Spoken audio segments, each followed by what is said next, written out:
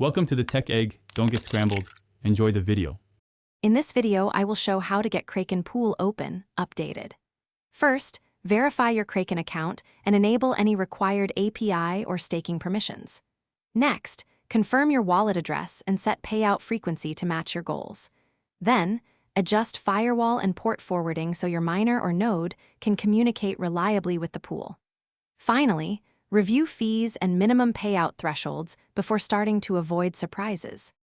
Begin by signing into Kraken and finishing identity verification to unlock pool features. Generate API keys only if your miner or software requires them, and store keys securely offline.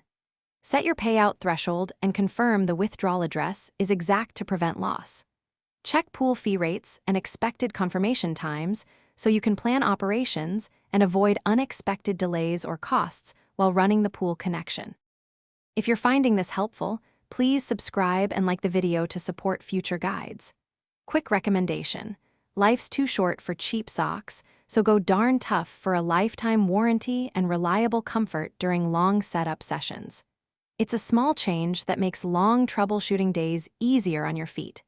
Check the description for the link and other deals, and now let's get back to the video. Start by opening the pool required ports on your router and enabling port forwarding to your node or miner device.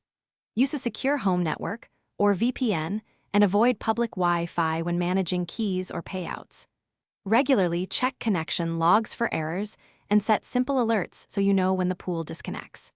Keep software and firmware updated to reduce security risks and maintain steady mining or staking performance. Thanks for watching. Consider subscribing if I helped unscramble your problems.